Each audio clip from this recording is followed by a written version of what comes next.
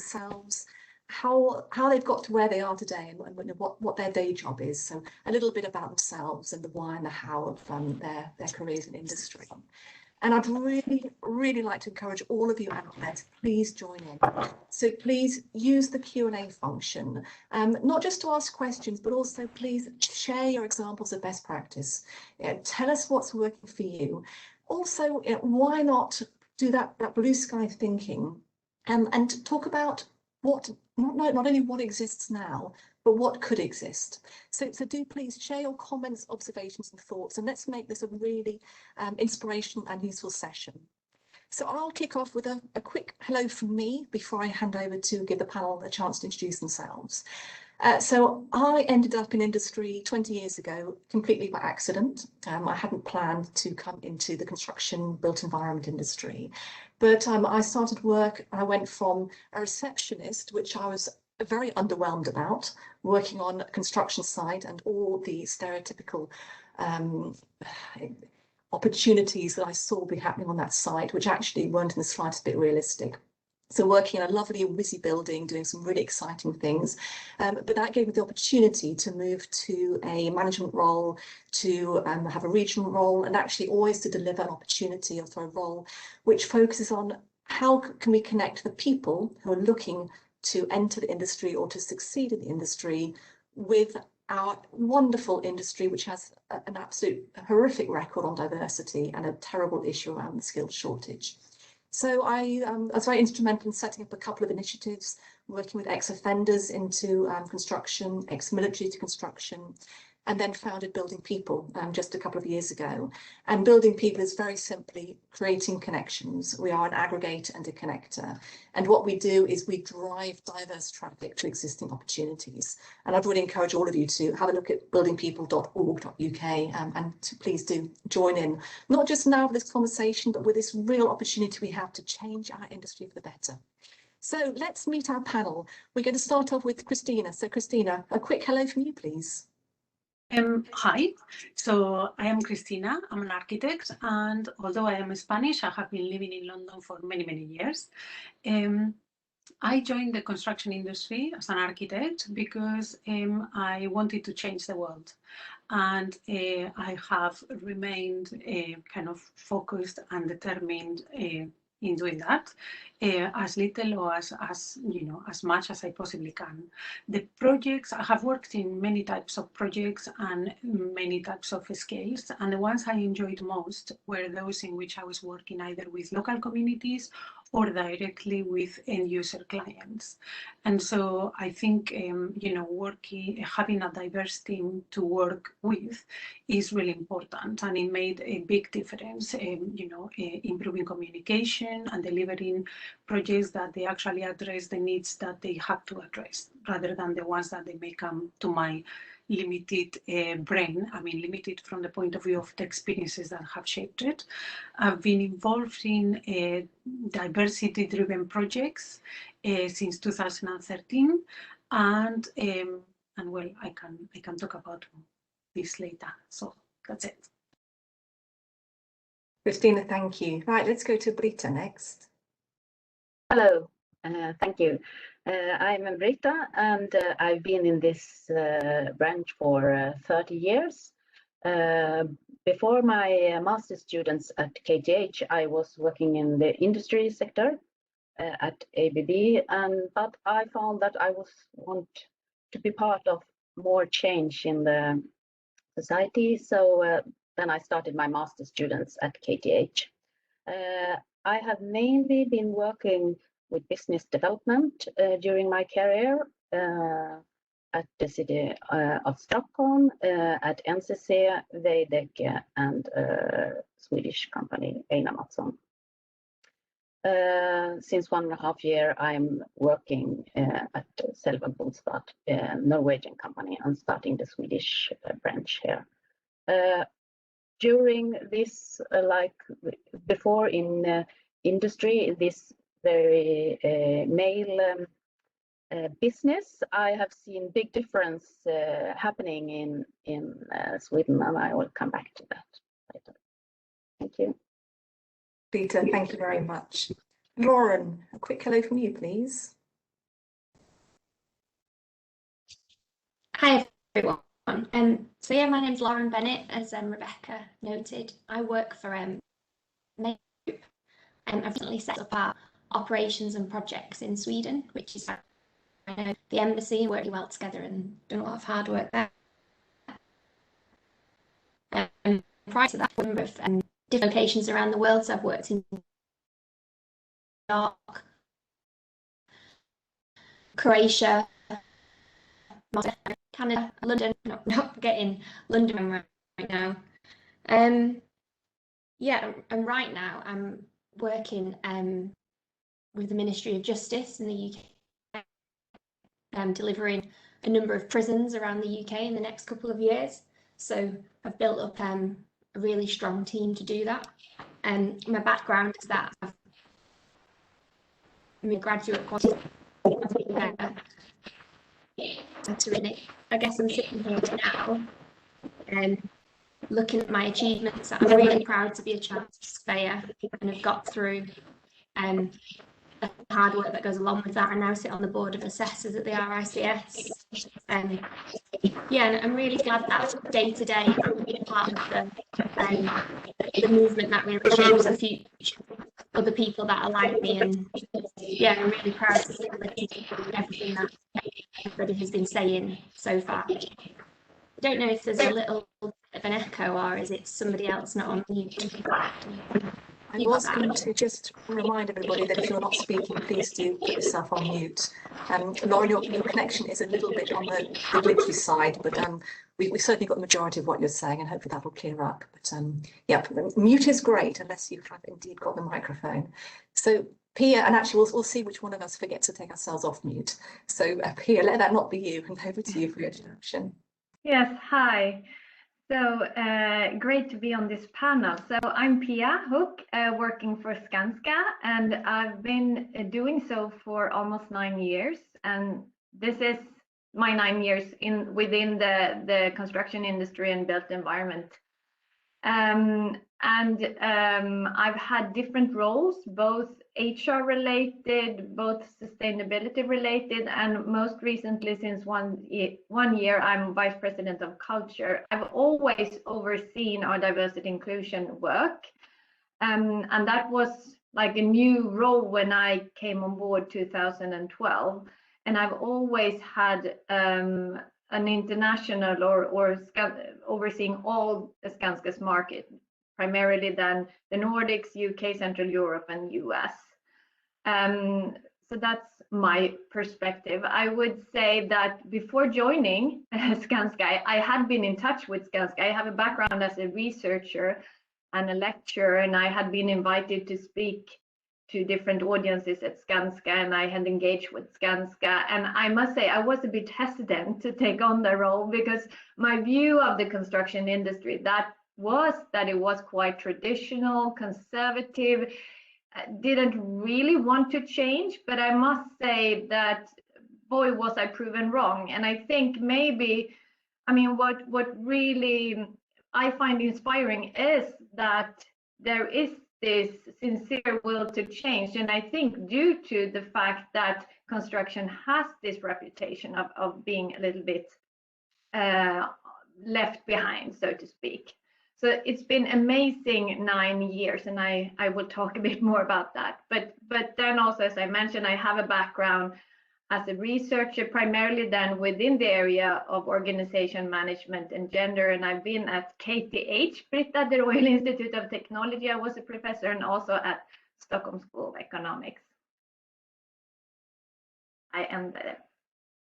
Thank you so much, Pia. And it's interesting your comments, observations about the culture of the industry, because I've obviously said it when I started, I was frankly appalled to have the offer to work on a construction site, because to me, it represented every single stereotype there was. But I learned by turning up to this very swanky London project that actually it was the inverse.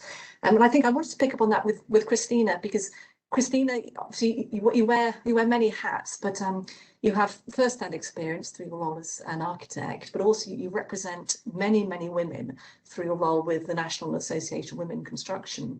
I'm quite interested to hear your observations about the culture of the industry, but also maybe to dig in a little bit to this are we oversimplifying matters slightly by having a rather binary male-female approach? Because, you know, every woman is different. You know, we're not in the slightest bit the same. Do you think we should be widening this profile of the archetypical woman to focus and to support more of that engagement and retention? I'm really intrigued. The quick answer for me is yes, but kind of for giving you a better response maybe is the first thing, you know, thinking about the image of the industry. I agree with some things that have been said. It is frozen in time. It is very dated from the outside, and yet we all know how exciting it is to be part of a project that is literally changing a community and shaping the world. And we know that we are kind of, you know, we are working in projects that they are going to be dealing with very difficult things, for example, addressing climate change and you know, and other matters.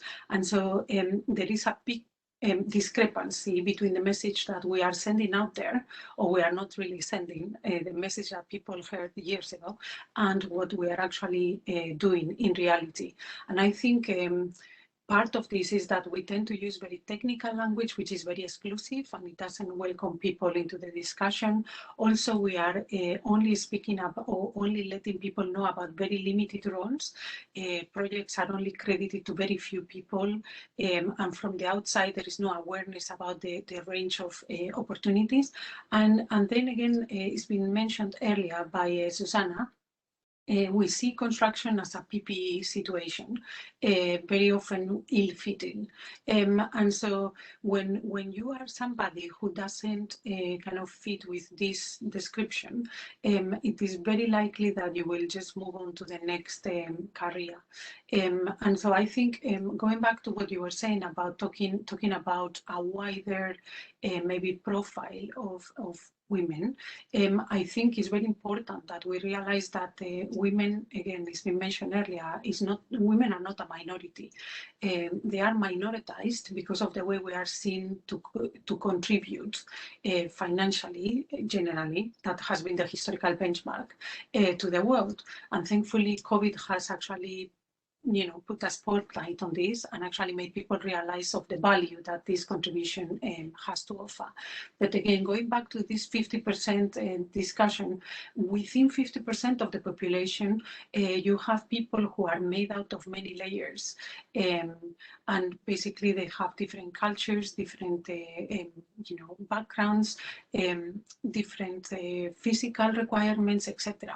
And so therefore gender is only one of those things, and sex is only another one. So in reality, closing the window and trying to imagine this archetypical woman that the company should be adapting to is a bit limiting, because for example, in the UK, that would mean somebody who is white, who is of a certain age, who speaks English, and who is maybe agnostic, has a career ambition and wants to work full-time, and has a desire to have children. So remember all the things I have just said and start thinking what happens when you are gearing up a whole infrastructure to serve that one archetype, and you forget everybody else who has different needs and arrangements. So I think if companies change the mind shift and started looking at this as from a range of perspectives, they could actually create a framework or an opportunity for a wider pool of people, and then we would be able to reach to that 50% of women, sorry, that 50% of population, rather than the very few that fits on that archetypical profile. And then we would increase representation, and representation would create more attraction and drive inclusion and kind of retention as well. And I think I can certainly empathise with what you're saying. I know within my own career, I spent a long time thinking I had to behave and act like the men that were surrounding me, because that was my day-to-day reality, and that didn't sit particularly well. And it took me a long time and a certain level of seniority to actually feel that I could be myself.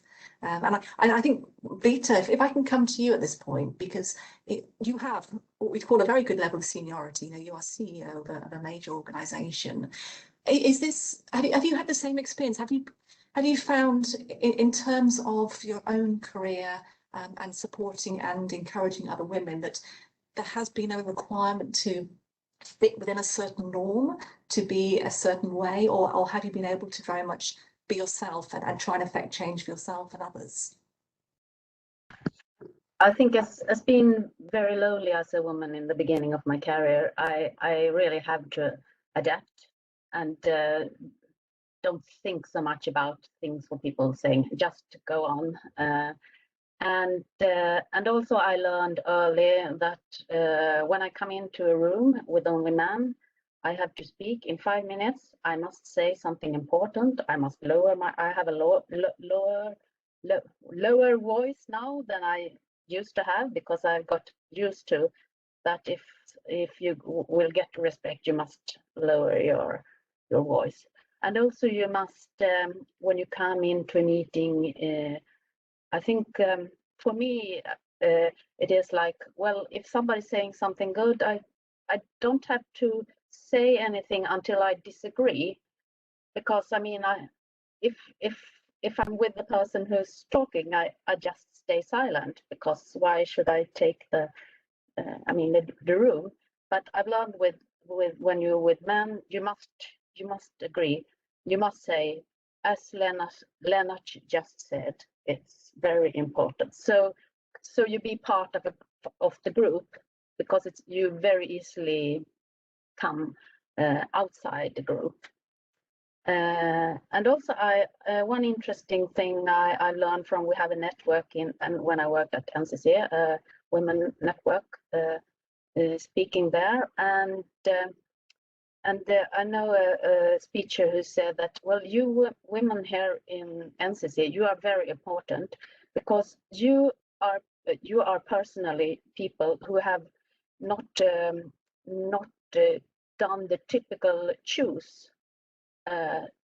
Most men, they have made the typical choice in their career, but you women, you have made another choice that makes you new thinking people, breaking walls. So you are important for the company. So I took that with me. So I can be different, because that's important for the company. I think absolutely that we all bring, male, female, everybody brings so many different ways of working, different observations, different innovations, and it is that drive to be inclusive, so that everybody has that chance to speak. And Britta, you've spoken a bit about your personal experience, and I'm quite intrigued, Pia, if I can come to you next, that obviously within Skanska, you have a very clear statement from the top. This is about culture. So with your job title, references culture in it. What are the key actions that Skanska is taking to drive this change from the top?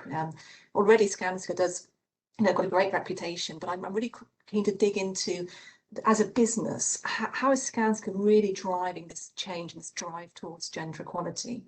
Yeah, and just if I can start to comment about the fact that my title is culture and the focus on culture, and I think this was one of the insights early on, that there had been some years and primarily prior to when I started, where there had been a lot of efforts focusing on recruitment, etc., and quite successfully so.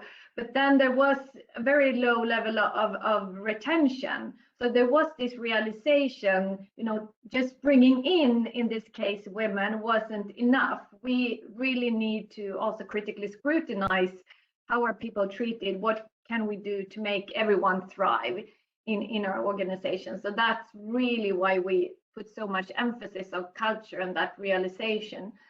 And what we do, we're a very decentralized company with kind of these local businesses in the different markets.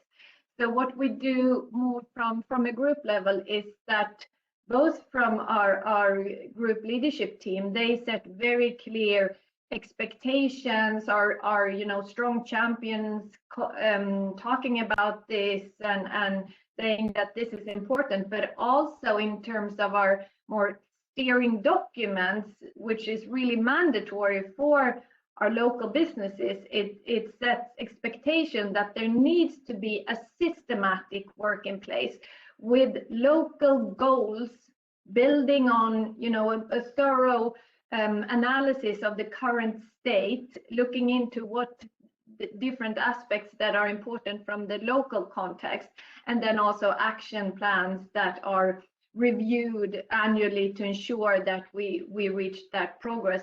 And the results are then also followed up on a group level and recognized and best practice shared, etc. So there's no one method or one tool or one way to, you know, create this. It's really this broad approach and more the realization of this more systematic work that needs to take place. Yeah, and I think there's something there, isn't there, about what can be done from, you know, the board, the chief executive downwards, you know, the big industry bodies, but equally we're talking about, you know, driving inclusion from the top. It's that you know, the top also is myself. It's you know, it's everybody, and we could be talking about driving inclusion by, for example, and I'd like to come on to this later on, having better schools engagement, for example. I was rather dismayed reading earlier on that gender equality in the UK in construction will not be achieved until 2194 if the current rate of progress remains the same. And I think, Lauren, you've got a super impressive CV in the amount of places, the different countries you've gone to. You've set up offices, you've set up new parts of the company. I'm quite interested to hear your observations about the differences you've noticed between the UK and Sweden, but also your own personal experience. You know, how have you found the career you've been developing, this opportunity that you've had, and how have you found have you felt included, I guess is what I'm trying to come to, and how has that changed in the different countries you visited? It's quite surprising actually, and probably out of the stereotype in that, so I worked some time in Nigeria and Ethiopia, and you might naturally think that the spectrum at that end is far maybe worse than it might be in the UK and Sweden, but I think you'd be surprised, and it touched on, I think, Britta said, in that in those types of places, because you're probably one of the early or one of the only or a little bit different, there's actually a considerable amount of respect there, because they're like, well, because this lady has chosen this route as opposed to the norm, she might be something that we need to take really seriously. So I found when I've been in those types of places that the level of respect has been considerable. Sweden, I found, is a very proud marketplace, and everybody is exceptional at getting stuff over the line and getting actions complete. Is quite, for me, I was like, oh no, I'm bottom of the crop here. I really need to improve my game. And with that comes, similar to what Britta said, like everybody's very careful. So I think naturally, like I saw less, I'd say, I can't think of like the word, like ferociousness from the women working in the Swedish market. Everybody wanted to have all their ducks in a row before they stepped out of line. In the UK, I'm really lucky to work at a company like Mace, where I think you were talking about Skanska's processes, Pia. We've just launched a massive diversity and inclusion strategy, which they've got everybody involved in. So it's actually run by a male, which is really important. And inclusivity, it doesn't cover just females, it covers everybody in the workplace, so like disabled, all the ethnicities, etc. And I think that, and on that we talk about we talk about maternity leave, you know, sorting that out. And we can have as much conversation as we want, but across the spectrum, like actions, I guess, what needs to be done, and getting a really good maternity pay. I think without stereotyping women in the workplace, one thing that I know we are is like loyal lions. And if we're looked after, you know, the one thing we'll do back is like, we'll look after you. But we've also touched on the really, what I'd say is like, they don't get spoken about that much. Like, we've got a menopause policy now. It's just as important. And I think in the recent years, in my experience, like picking up the whole spectrum of women in the workplace, like end to end, like, so everybody was concentrating on the school and the starting off and having the right PPE. but like seeing the experience of other people in my team, I have a lot of other women in the team, and having those types of policies across the board has really helped. So yeah, really different country to country, but I do think like that the bigger companies, a lot of the companies, like the field is changing, isn't it? And we are starting to change, but I didn't know it was 2094. I can't wait that long, so I think we need to crack on, don't we? I think crack on is probably the language of the day. Absolutely. So just to encourage everybody out there, please do put your questions into the Q&A and your comments in the chat. We have had a question coming in about recognising microaggressions and unconscious bias. So I'd quite like to turn the conversation to what does work. I'm just going to recognise a comment earlier on from Part W and about the funding. I'm not going to ask us to try and resolve that question on this panel now, but there are a multitude of bottom-up initiatives that do have this issue and do have this struggle, and I think it's just important to respect that one, and also it might be that there's some bright observations we can make, but just in terms of answering this question, if we come to you, Cristina, obviously within your network, and I know that NAWIC, the National Association of Women in Construction, has run training and seminars, I think, on this topic. How can we recognise these microaggressions? How can we call people out? And what can we do to create effective change? I'm really keen to learn from you here. I think that cultural intelligence is very important. I think very often people don't give the importance that they should be giving to microaggressions, because they kind of conceal them on things that they have always said, they have always done. That's not important, or that's just a saying, and things like that, and they don't actually think deeply and reflectively about what is it that they are, how they are interacting with other people, and also they are not putting themselves in the shoe of the other person.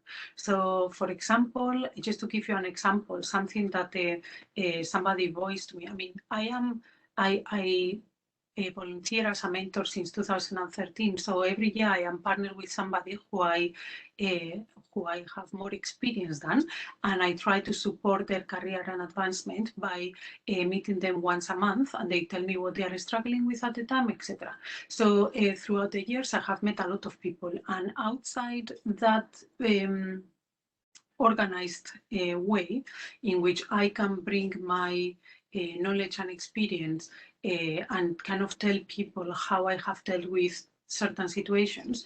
I have also had a lot of peer-to-peer mentoring through NAWIC, and the recurring concerns tend to be with lack of, well, basically ignorance. Because I cannot call it in any other way. So lack of awareness about other cultures, jokes about accents, making people change their name so that you can pronounce it, which I think is pretty shocking, and I've never seen anywhere else done. For example, making jokes about cultural holidays, making comments about people working part-time, saying, oh, you are not really contributing that much. So all these kind of small things that they start kind of chipping in and kind of discouraging you and demoralizing you and everything, I think they have to be recognized. And the only way that you can recognize them is by, I mean, Pia touched upon the formalization of a strategy to be able to address when this happens. But also you have to encourage, what I said, a cultural intelligence across the organization, so that people, when somebody says something inappropriate, they have enough information to be able to tell them, actually, that you said is not acceptable, or you may be hurting somebody's sensitivity, or have you thought about, the impact of what you are saying? And I think we need to be more engaged. So if you have a diverse team, for example, where everybody comes from a different country, you are obliged to establish like ground rules, to put it in a way. You have to agree to almost approach everything with an open mind and ask questions. And so I will encourage people when they are unsure about other cultures, just openly ask questions, illustrate yourself, get to know your peers, get to understand their culture, their differences, and what value it brings to the way of thinking of your team, how they complement you, and start kind of changing the mindset. And if you are going through this, maybe approach your immediate manager, I guess, or your peers, and try to find a way to convey what you are going through by putting it in a way they can understand. Because very often, if you say what you have heard, they will not be able to understand you. So you have to think about it from their perspective and put it in a way that they could understand. Brilliant. I see, Pia, you had your hand raised. Pia. Yes, just building on this, because it's really interesting, and yeah, because of course the kind of systematic high level work, we also need to have these real conversations. We need to ask the questions, etc. And I think it's also really important to acknowledge managers and leaders in this space, like to ensure that we develop and also assess and promote managers based on, if we call it emotional intelligence or inclusion awareness, etc. Because it's really, we see in our decentralized organization that managers are key in setting that culture. So that's one really important component, just building on what was said, but also what we have practiced for many years is something we call value moments.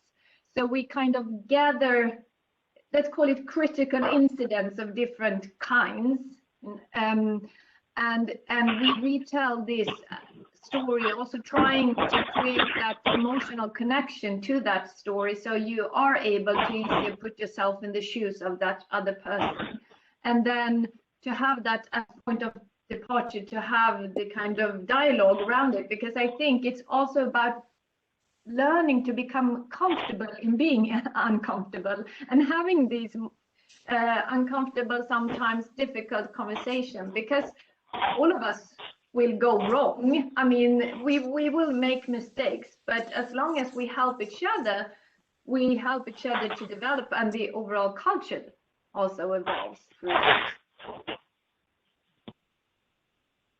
If I could just do a quick reminder, please, if you're not speaking, please do have yourself on mute so we can have a wonderful clarity of conversation. So I guess the question then is, what is working? They're part of the challenge that we have within Building People is that there is a multitude of initiatives that is all trying to affect change. And I don't think anybody disagrees that this industry in the UK, Sweden, it is fragmented. And that's part of the issue, and part of the problem is trying to actually have that holistic way where people can come together to really affect change. I'm interested in knowing, I think, both on the micro level, so as an individual, and I think, Lauren, you had some good observations here about what's worked for you, as somebody coming into the business, and you have a real passion on the surveying side of things, and you've seen that as a career, and it's really taking you places. So let's explore what's working, and maybe Lauren, we can look at yourself and Britta maybe on that individual level, so the career element and the sort of CEO level, and then Pia, we can come to you, and Cristina with examples of again sort of within the business but also within the wider networks. And I'd love to just sort of throw some things in here. What's working from my perspective? I think what's working is where people are genuinely committed to collaborating, and it's not just about my trade, my profession, it's about how we change our industry, our sector, how we do this together. And it actually isn't particularly easy to collaborate, because fundamentally people have businesses and want those businesses to succeed. But if we don't collaborate in, what was it, 2194, we're going to be here doing exactly the same thing. So Lauren, in your experience, what is working for you as an individual, and also within Mace, to really drive and change gender equality? I think I've always said that I'm incredibly lucky. I've got a really hard outer and inner actually. And so it's, while I've had instances, hundreds of them, where, you know, we've all been there. I've been there, 22 years old, I've cried in the toilets because of something that somebody said that was unfair because of maybe what I look like or the fact that, you know, my age, who knows. But I've always been of the mindset, and I just can't explain how lucky I am to be like this, where I let it ruin my breakfast. I allow myself that time to, you know, be really angry and cross and upset, but, you know, I don't let it ruin my lunch. And incrementally throughout my career, I've always been aware that these people, it's a bit like when, you know, maybe something to do with my inner child. I was also bullied at school, but I wasn't ever really that bothered because I just knew like the end game, and I knew that you might be one step backwards, but it's two steps forwards. And I think if I could, you know, provide that advice and provide that sort of resilience, I guess, I think like what I am really aware of though, and then in Mace now, so as we are doing really well at balancing out that equality gap. It doesn't mean that just because I've got a really hard inner and a really hard outer, and I'm also a really good quantity surveyor, that I should be in the role that I am. Somebody else that's got a softer inner, harder outer, or completely different, they should, and still be a good quantity surveyor. They shouldn't have, and they're not able to smash through those barriers or almost ignore them or give them peace of my mind, or, you know, that type of thing. It seems unfair that they're not allowed the same journey. So I think it's just really important that everybody's got their eyes wide open. The more that we get ourselves into these roles, the more we can shut down, you know, the barriers that are stopping others. And that's what I see. And I'd like to think that it's difficult because I'm just one of the rest of the world. But if I'm doing it on a day-to-day basis and everybody else is, then I'd like to think we might just get there. I think what I'd like to see more of, I guess, is obviously like the macro level, like you mentioned. So more policies. Start of the call, Susanna said, oh, well, it's a legal requirement anyway, you know, to pay for equal pay, but maybe more incentives, you know, like I remember in the 90s in East London, they did a massive incentives, whereas, you know, lots of females on the tools, but what happened was those females that chose to go on the tools were more intelligent than that, and they quickly moved into management positions, and now they work alongside me and they didn't replace it. So I think maybe just like a revisit of things like that would be really good to see going forwards, because realistically it's difficult to all do it on a micro level, and it would just be good to a lot more recognition, I think, on the macro. Yeah, but I do think you're right that the change that one individual can make can impact the lives of so many others. And I think particularly your comments about resilience really do hit home, that we need to look out for ourselves as well as for others. Does that, Britta, does that echo with you as well? What's working?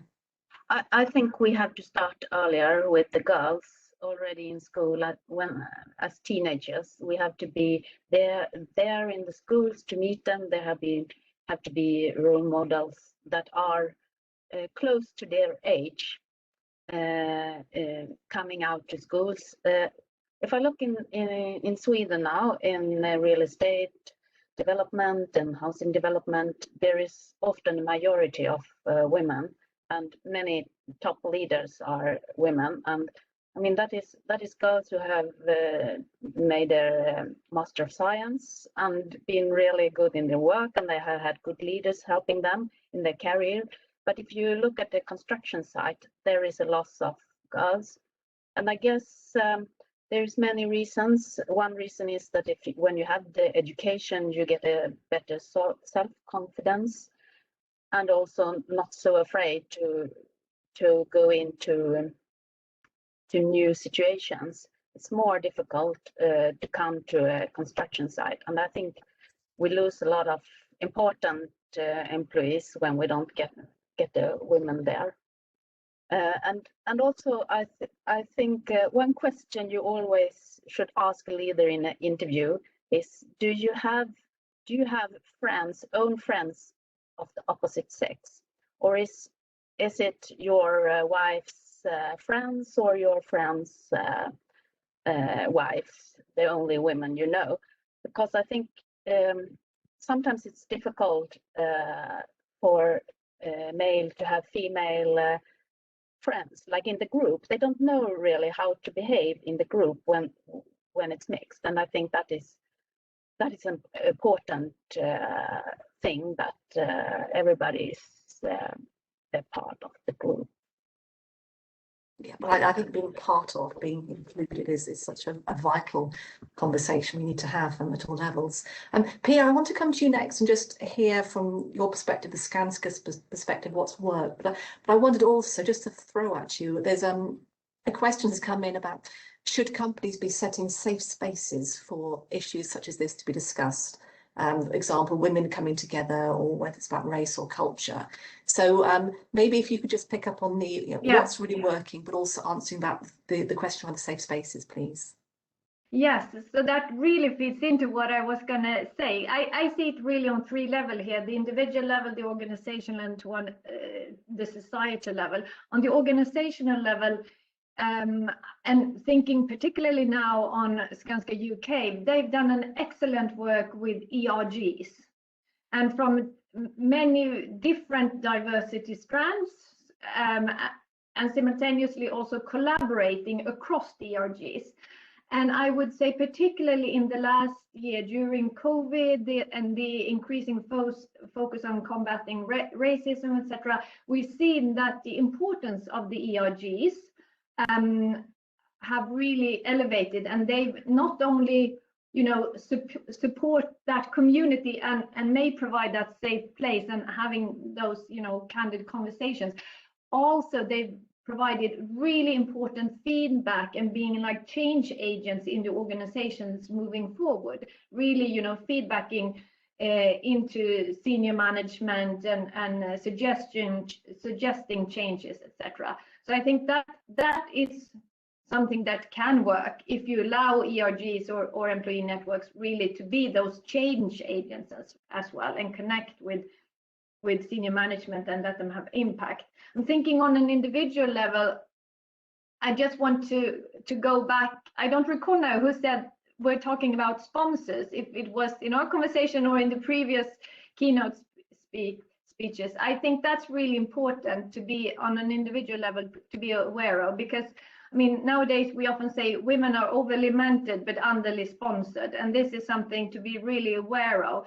So you need, as a woman, you need to select the right organization where you see there's a true commitment to diversity inclusion, where you see there has been tangible progress, and also finding right managers that you really feel supports you moving forward. And maybe the manager is your sponsor or the sponsor is someone else, but you are the one to assess the organization. And I would also like to say, as I have a background in research, there's a lot to be won just by reading up a bit on research on gender in organization, etc., because it helps you to develop different strategies to kind of see that it's not only due to me. I just need to change. I just need to adapt. This is really just an effect of maybe me being a severe minority, numerically minority position, and that means increased visibility, increased expectations, more negative stereotypes, etc.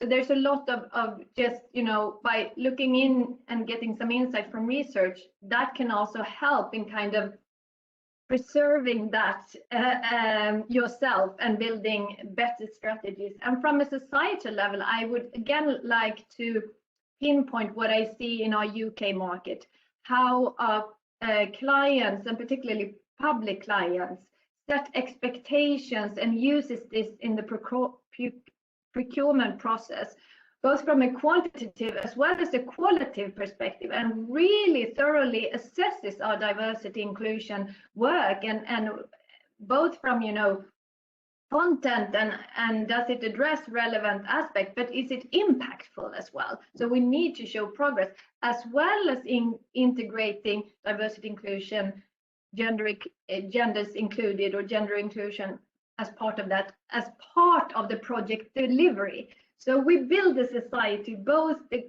very tangible, concrete way, but also the human side of it.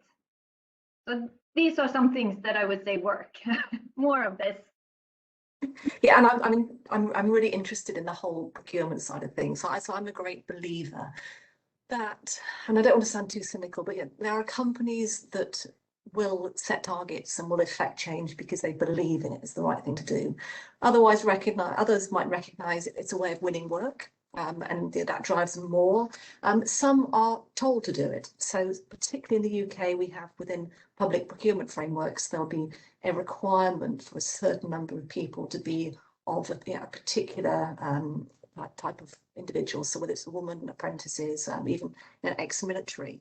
And I'm just looking that having in Sweden, that there's actually some real tangible targets that have been set.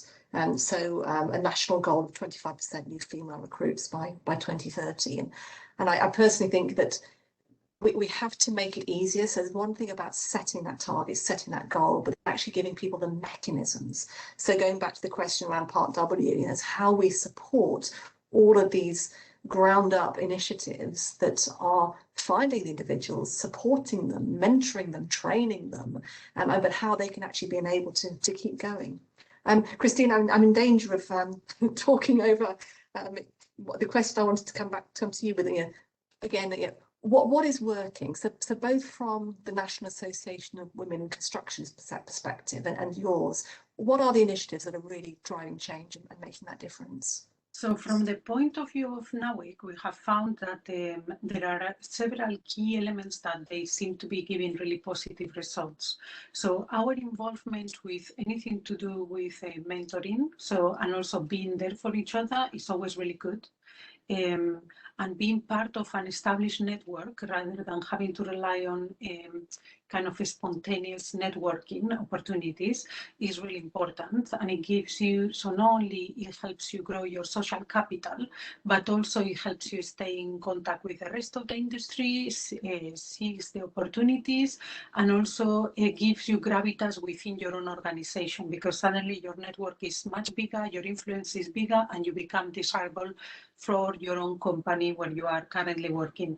So in addition to that, we found that there are many skills that companies expect you to have, but they are not giving you. And so in order for you to progress within a company, you are expected to have certain managerial skills, resilience skills, business acumen, etc. But they are not providing this to you because they have a smaller group that they provide this to. And this is kind of typically not looking at the best practices.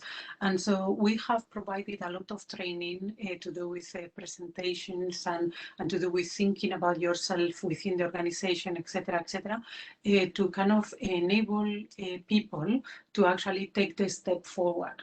So in addition to that, another thing we have found that is very interesting is going to schools. And going to schools from the point of view of what we were saying about challenging the image that people have. The biggest problem we find, or I have found, is parents, is not children, because it's very easy to convince a child to that it's exciting to build a building. You don't have to be a rocket scientist to do that. And you have, the next step would be to kind of explain to them what the skills they need to acquire while they are in school to be able to make that step. So I think there is a big gap between education and reality. And I think this is kind of a big problem. So going to schools and talking about career opportunities and everything, and making them realize that there are other opportunities. So there is quantity surveying. You don't have to only look at finances if you like maths and things like that. So they are, making that link for them is really helpful, and it kind of opens a lot of opportunities for them. And then looking at the, companies, one thing I have seen, I am always collecting good ideas so that we can spread the word. And so I have found, I'm just going to read a list that I have here. So one of them would be to provide transparency in career advancement opportunities. So if somebody new young graduate is looking to work for you, what is their path? Is there a formal talent planning strategy? So will they have an opportunity to grow, or is it only this much that they can go to? So they want to know these things. They want to know that they don't have to rely on naturally happening events as they used to be. So this person and this person puts you in contact with this element. in addition to that, having inclusive policies that they benefit men and women and everybody, that they are, you know, they kind of include paternal leave, include accessibility and things like that.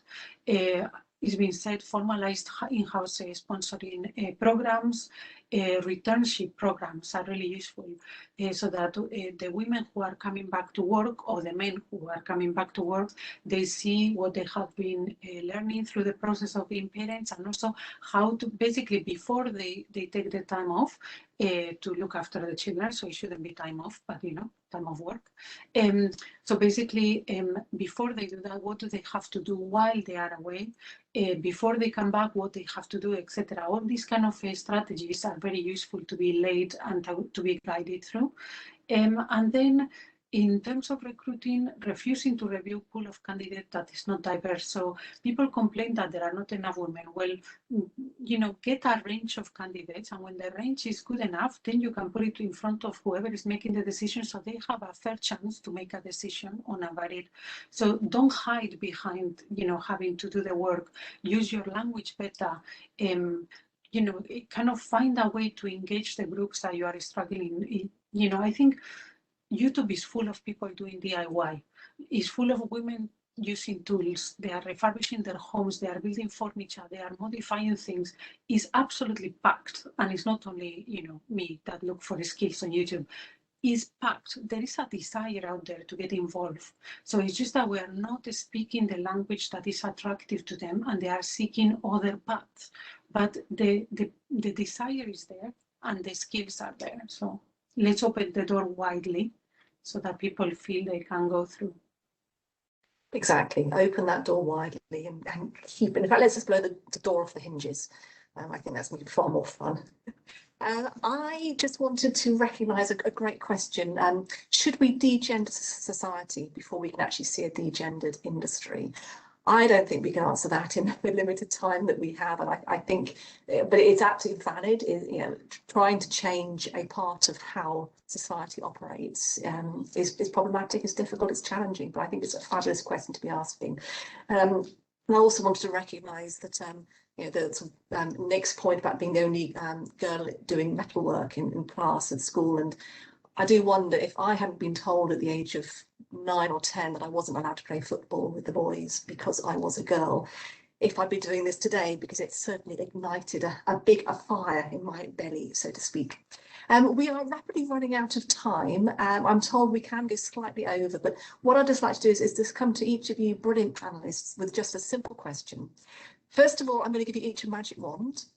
I'm also going to give you each the power to use your magic wand to do anything you want. So that includes having loads of money, if that helps. But what you're going to do with your superpowers is you're going to just make one change. So it could be, because you've got a magic wand, you're changing something that actually is pretty difficult to try and change. It might be something pretty straightforward. So I'm aware I'm throwing this question at you, and I don't know if anybody's ready to leap out with an answer. Otherwise, I think what I might just do is probably come to Britta. You look like you're ready to answer that one. What one thing would you do to drive gender equality with your superpowers?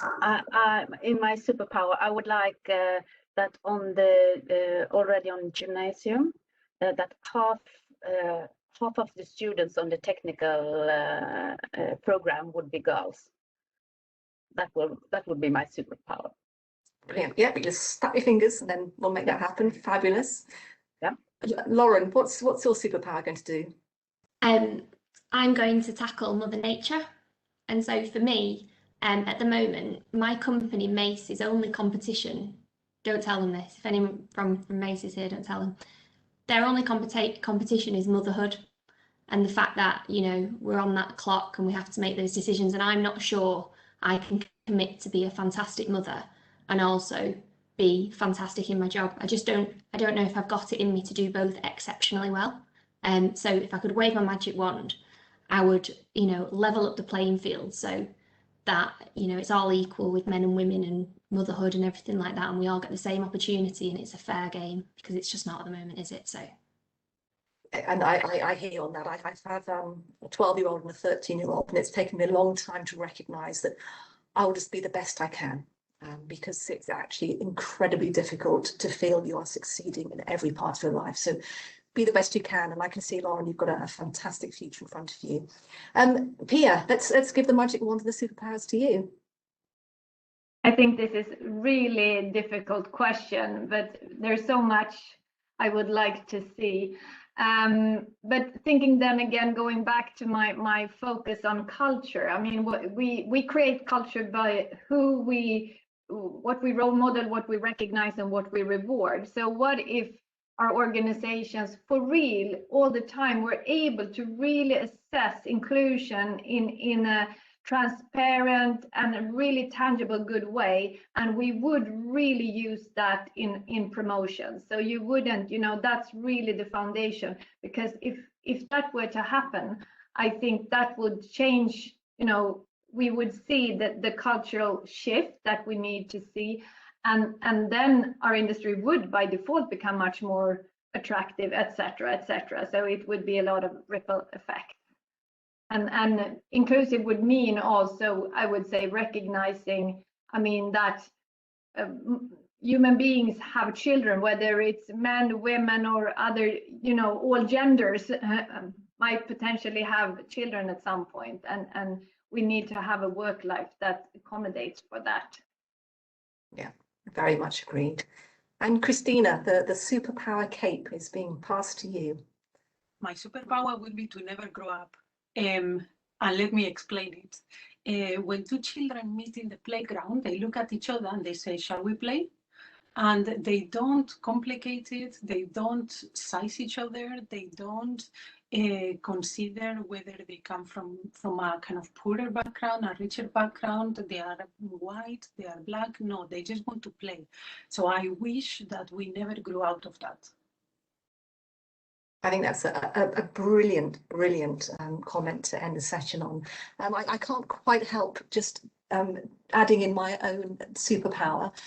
So I think probably what I would do is I would give everybody a little chip in their brain. I know this sounds absolutely terrifying, but then whenever an option was open to them, that they'd always default to collaboration. How can we do this to help more people and achieve far greater impact, rather than just thinking of the bottom line or our own business or getting home on time. So I think I'm in awe. I'm in awe of the fabulous questions that have come in. I'm really thinking about degendering society. I think trying to create building people is enough of a challenge without taking that one on, but I think that's a great question to just maybe take away with us. So before I hand back to Jennifer, I'd just like to say a huge thank you to you, Cristina, and to Pia, to Lauren, and to Britta, the whole team in the background for helping us get here today. And all I can say is you've been phenomenal. Keep it going. And to anybody out there in the audience, that wants to get in touch, certainly with myself, feel free, because we're only going to do this by doing it together. So thank you all very much and have a wonderful rest of the afternoon.